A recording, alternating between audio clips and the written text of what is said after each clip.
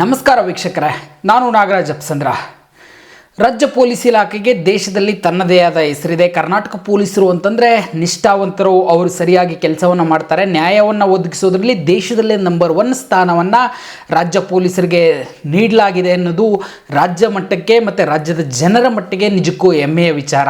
ಆದರೆ ಇಂತಹ ಪೊಲೀಸ್ ಇಲಾಖೆಯಲ್ಲಿ ಈಗ ಎಲ್ಲವೂ ಸರಿ ಇಲ್ಲ. ಖುದ್ದು ರಾಜ್ಯ ಪೊಲೀಸ್ ಇಲಾಖೆಯ ಸಬ್ ಇನ್ಸ್ಪೆಕ್ಟರ್ಗಳು ರಾಜ್ಯ ಸರ್ಕಾರದ ವಿರುದ್ಧ ಒಂದು ಕಾನೂನು ಸಮರವನ್ನು ಮಾಡೋದಕ್ಕೆ ಸಿದ್ಧರಾಗಿದ್ದಾರೆ ಅಂದರೆ ನೀವೆಲ್ಲ ನಂಬ್ತೀರಾ? ಖಂಡಿತವಾಗ್ಲೂ ಅಂಥದ್ದೊಂದು ಪ್ಲ್ಯಾನ್ ರಾಜ್ಯ ಪೊಲೀಸ್ ಇಲಾಖೆಯ ಸಬ್ ಇನ್ಸ್ಪೆಕ್ಟರ್ಗಳಲ್ಲಿ ನಡೀತಾ ಇದೆ ಅಂತೇಳಿ ನಮಗೆ ಗೊತ್ತಾಗಿರ್ತಕ್ಕಂಥದ್ದು. ಹಾಗಾದರೆ ರಾಜ್ಯ ಸರ್ಕಾರದ ಕಾನೂನು ಸುವ್ಯವಸ್ಥೆಯನ್ನು ಮುಂದೆ ನಿಂತು ಕಾಪಾಡಬೇಕಾದಂಥ ಪೊಲೀಸ್ ಇಲಾಖೆಯ ಪೊಲೀಸರು ಯಾಕೆ ರಾಜ್ಯ ಸರ್ಕಾರದ ವಿರುದ್ಧ ಕಾನೂನು ಸಮರಕ್ಕೆ ಮುಂದಾಗ್ತಾ ಇದ್ದಾರೆ? ಹಾಗಾದರೆ ಪೊಲೀಸರಿಗೆ ರಾಜ್ಯ ಸರ್ಕಾರದಿಂದ ಎದುರಾಗಿರ್ತಕ್ಕಂಥ ಸಮಸ್ಯೆಗಳೇನು? ಈ ಹೋರಾಟ, ಕಾನೂನು ಹೋರಾಟ ಯಾವ ರೀತಿಯಾಗಿ, ಯಾವ ಕಾರಣಕ್ಕಾಗಿ ನಡೀತಾ ಇದೆ? ಈ ಎಲ್ಲದರ ಬಗ್ಗೆ ಮಾತಾಡ್ತಾ ಹೋಗೋಣ. ಸಂಪೂರ್ಣವಾಗಿ ವಿಡಿಯೋನ ನೋಡ್ತಾ ಹೋಗಿ.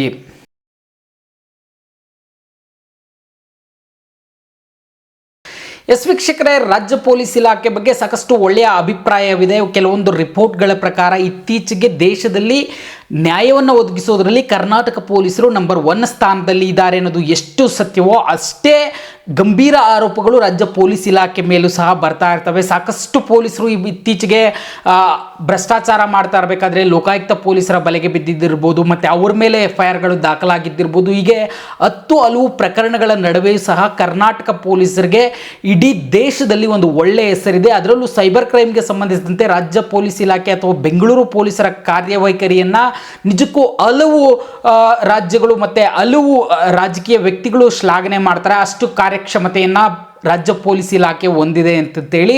ಆದರೆ ಈಗ ಇದೇ ಪೊಲೀಸ್ ಇಲಾಖೆಯ ಅಳುವನ್ನು ಅಥವಾ ಅವರ ನೋವನ್ನು ಕೇಳೋರು ಯಾರೂ ಇಲ್ಲ ಅನ್ನೋ ಪ್ರಶ್ನೆ ಎದುರಾಗಿರ್ತಕ್ಕಂಥದ್ದು. ಇದೇ ಕಾರಣಕ್ಕಾಗಿ ರಾಜ್ಯ ಪೊಲೀಸ್ ಇಲಾಖೆಯ ಟ್ರಾನ್ಸ್ಫರ್ ಸಿಸ್ಟಮ್ ಮೇಲೆ ಅಥವಾ ವರ್ಗ ನೀತಿಯ ವಿರುದ್ಧವಾಗಿ PSIಗಳು ಕಾನೂನು ಸಮರಕ್ಕೆ ಮುಂದಾಗಿರ್ತಕ್ಕಂಥದ್ದು. ಅದರಲ್ಲೂ ಅಂತರ್ಜಿಲ್ಲಾ ವರ್ಗಾವಣೆ ಬಗ್ಗೆ ಸಾಕಷ್ಟು ಅಸಮಾಧಾನಗಳು ಸಾಕಷ್ಟು ಕಾಲದಿಂದ ಕೇಳಿ ಬರ್ತಾ ಇತ್ತು.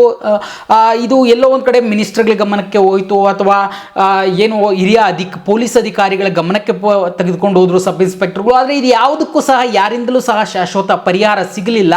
ಹೀಗಾಗಿ ಒಂದಷ್ಟು ಸಬ್ ಇನ್ಸ್ಪೆಕ್ಟರ್ಗಳು ಒಂದು ವಾಟ್ಸಪ್ ಗ್ರೂಪನ್ನು ಮಾಡಿಕೊಂಡು ಒಂದು ಹೈಕೋರ್ಟ್ಗೆ ಅರ್ಜಿಯನ್ನು ಹಾಕೋದಕ್ಕೆ ಸಿದ್ಧತೆಯನ್ನು ಮಾಡ್ಕೊಂಡಿದ್ದಾರೆ ಅಂತೇಳಿ ಈಗ ಮಾಹಿತಿಗಳು ಲಭ್ಯ ಆಗ್ತಾ ಇರ್ತಕ್ಕಂಥದ್ದು. ಇದಕ್ಕಾಗಿ ಫಂಡ್ ರೈಸ್ ಕೂಡ ಮಾಡ್ತಾ ಇದ್ದಾರೆ. ಈ ಒಂದು ಹೈಕೋರ್ಟ್ನಲ್ಲಿ ಕಾನೂನು ಸಮರವನ್ನು ಮಾಡೋದಕ್ಕೆ ಫಂಡ್ ರೈಸ್ ಕೂಡ ಮಾಡ್ತಾ ಇದ್ದಾರೆ ಅಂತೇಳಿ ಗೊತ್ತಾಗ್ತಾ ಇರ್ತಕ್ಕಂಥದ್ದು. ಹಾಗಾದರೆ ನಿಜಕ್ಕೂ ಏನು ಸಮಸ್ಯೆ ಆಗ್ತಾ ಇದೆ? ಏನು ಈ ಹಿಂದೆ ಇದ್ದಂಥ BJP ಸರ್ಕಾರ ಪ್ರಮುಖವಾಗಿ ವರ್ಗಾವಣೆ ನೀತಿಯನ್ನು ಪರಿಷ್ಕರಣೆ ಮಾಡಿತ್ತು ಕಳೆದ ಅವಧಿಯಲ್ಲಿ. ಆ ಅವಧಿಯಲ್ಲಿ ಒಂದಷ್ಟು ನಿಯಮಗಳನ್ನು ಹಾಕಿದ್ರು.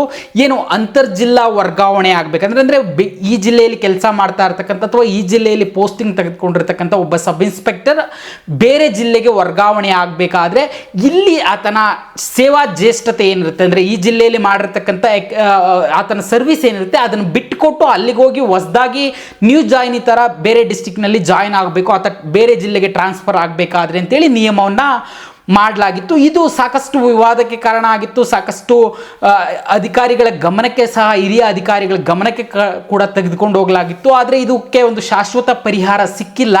ಹೀಗಾಗಿ ಹೈಕೋರ್ಟ್ ಮೊರೆ ಹೋಗೋದಕ್ಕೆ ಸಬ್ ಇನ್ಸ್ಪೆಕ್ಟರ್ಗಳು ಸಿದ್ಧ ಆಗಿರ್ತಕ್ಕಂಥದ್ದು.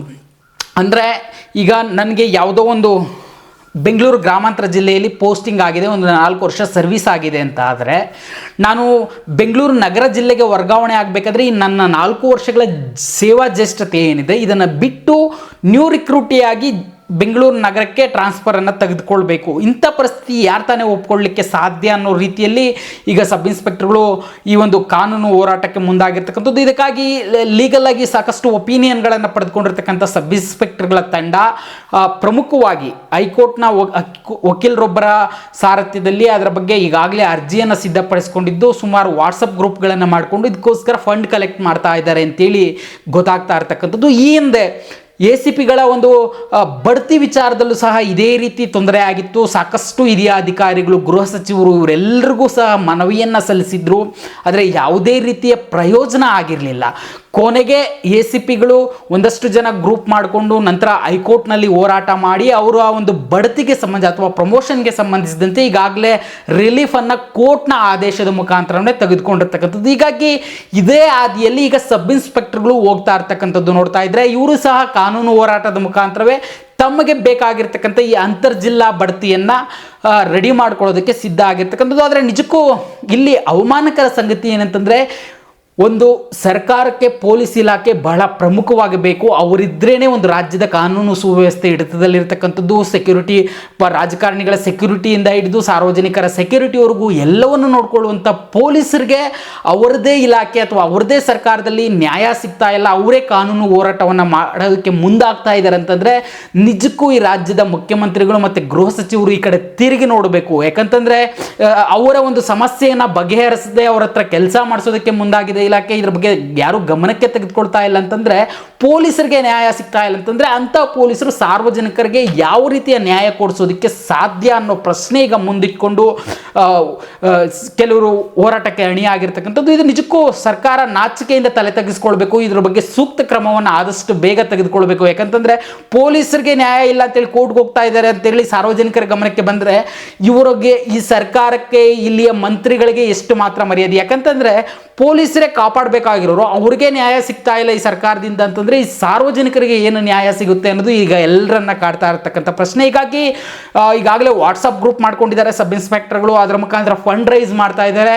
ಇಷ್ಟರಲ್ಲೇ ಅರ್ಜಿಯನ್ನು ಕೂಡ ಹೈಕೋರ್ಟ್ಗೆ ಹಾಕ್ತಾರೆ. ಇದರಲ್ಲಿ ಸುಮಾರು 1589 ಸಬ್ ಇನ್ಸ್ಪೆಕ್ಟರ್ಗಳಿದ್ದಾರೆ. 2010ನೇ ಬ್ಯಾಚ್ನಿಂದ ಇಲ್ಲಿವರೆಗೂ ಏನು ವಿವಿಧ ಬ್ಯಾಚ್ಗಳ 1589 ಜನ ಸಬ್ ಇನ್ಸ್ಪೆಕ್ಟರ್ಗಳಿಗೆ ಈ ಒಂದು ಅಂತರ್ಜಿಲ್ಲಾ ವರ್ಗಾವಣೆ ಬಗ್ಗೆ ಸಾಕಷ್ಟು ತೊಂದರೆ ಆಗ್ತಾ ಇದೆ ಅಂತೇಳಿ ಹೇಳ್ತಾ ಇರೋದು.